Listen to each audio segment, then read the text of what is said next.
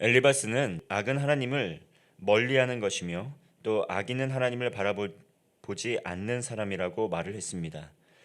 욥은 이런 엘리바스의 말을 반박합니다. 욥은 자신이 하나님을 간절히 대면하면서 이 자신이 틀리지 않았다라는 것을 확인받고 싶어 했습니다.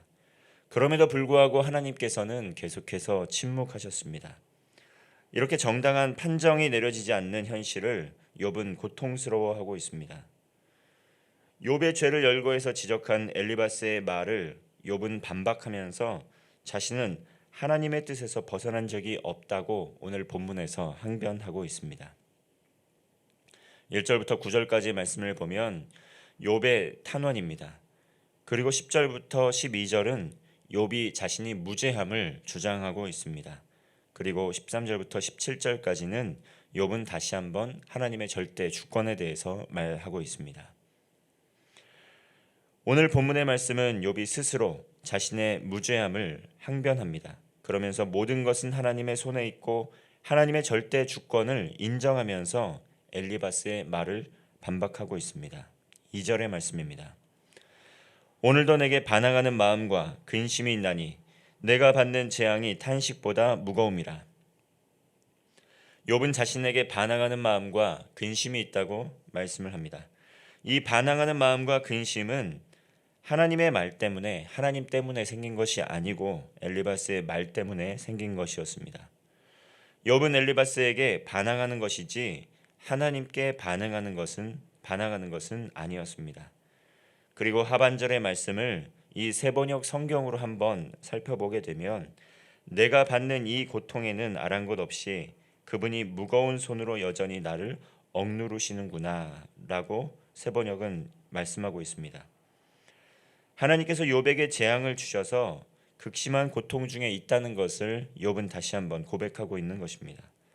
그래서 욥은 할 수만 있다면 하나님께 나아가서 도움을 구하고 싶다고 말씀하고 있습니다. 3절의 말씀입니다. 내가 어찌하면 하나님을 발견하고 그의 처소에 나아가랴. 욥에게 고난과 고통이 지속되면서 욥에게 희망과 소망은 점차 희미해져 갔습니다. 극심한 고통과 고난으로 인해서 욥이 몹시 몸부림을 쳤다는 것이죠. 그래서 욥은 이야기합니다. 할 수만 있다면 어떻게 하면 하나님을 직접 대면하고 하나님 앞에 서서 정말 간절한 마음으로 하나님의 긍휼과 도움을 구할 수 있을까? 이것이 욥의 마음이었습니다. 그러나 여전히 하나님께서는 침묵하셨다는 것입니다. 엘리바스는 욥의 고난이 하나님을 의지하지 않기 때문이라고 말을 했습니다. 그러나 욥은 지금 어찌하면 하나님을 발견하고 그의 처소에 나아가랴라고 고백하는 것처럼 부단히 하나님을 만나기를 원했고 부단히 하나님을 발견하기를 원했고 하나님의 처소에서 하나님께 간구하기를 원했습니다. 그러나 하나님께서는 어디에도 계시지 않는 것 같고 침묵하고 계셨다는 것입니다. 엘리바스의 말은 다시 말하면 엘리바스의 이 말은 욥의 상황과는 전혀 맞지 않았다라는 것이죠.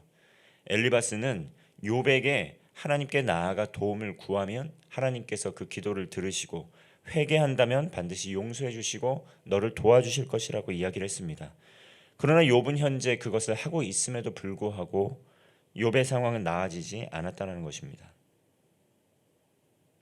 욥은 하나님 앞에 서게 되면 하나님께서는 엘리바스와는 전혀 다를 것이라고 이야기하고 있습니다. 6절의 말씀입니다. 그가 큰 권능을 가지시고 나와 더불어 다투시겠느냐? 아니로다. 도리어 내 말을 들으시리라. 하나님께서 큰 권능으로 욥과 논쟁을 벌이겠느냐는 것입니다. 이건 엘리바스에게 한 말입니다.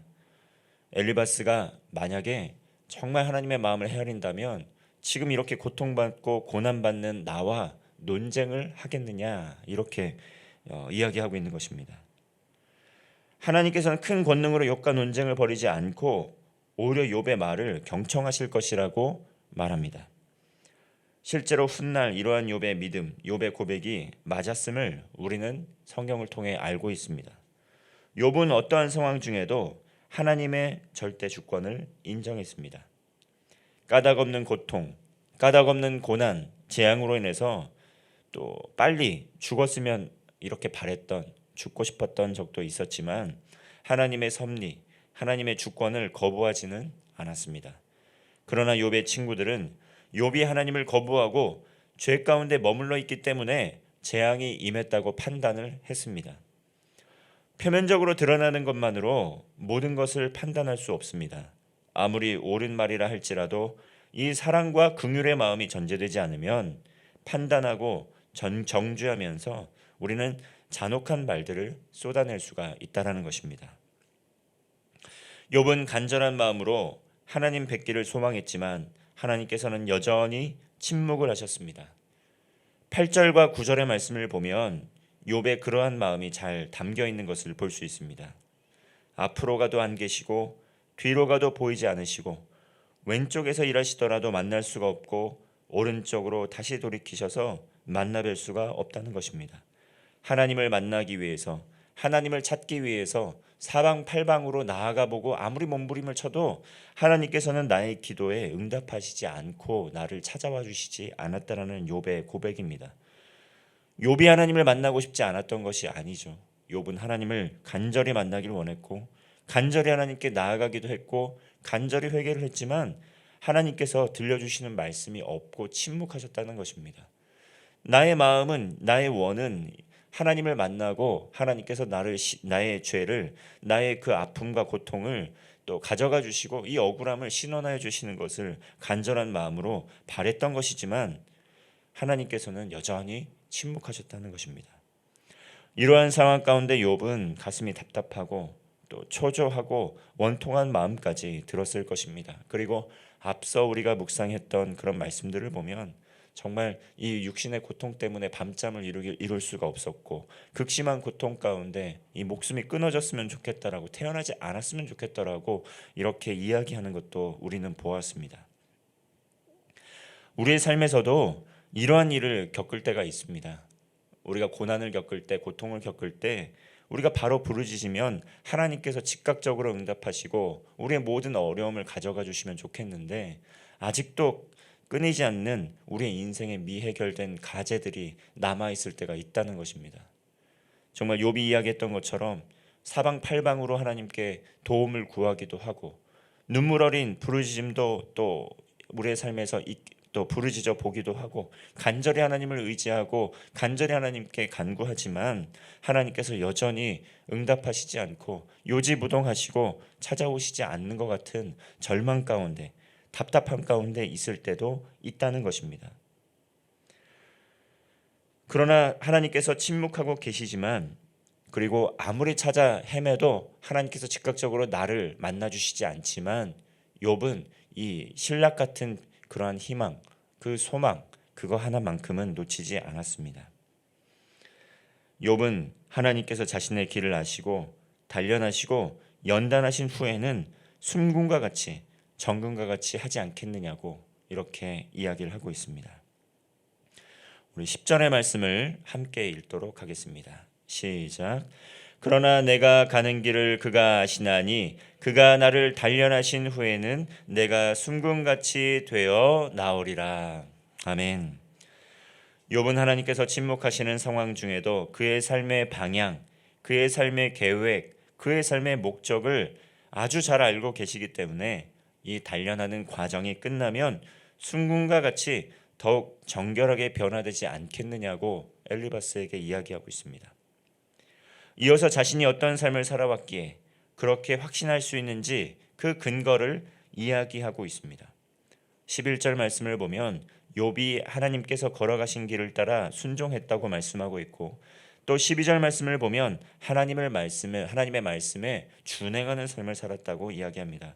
그 어떤 정결한 음식보다도 하나님의 말씀을 귀하게 여기는 삶을 살았다고 고백하고 있습니다. 그러면서 하나님께서는 결심하신 대로 하실 수 있는 절대 주권자임을 말씀합니다. 그리고 하나님께서는 모든 것이 합력하여 선을 이루시는 초월자 하나님이시라는 그러한 절대 주권을 인정하는 욥의 고백이 담겨 있는 것입니다.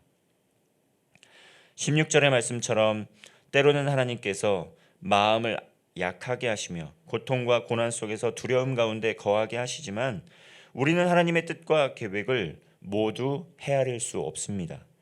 욥은 이것을 우리에게 교훈하고 있는 것입니다.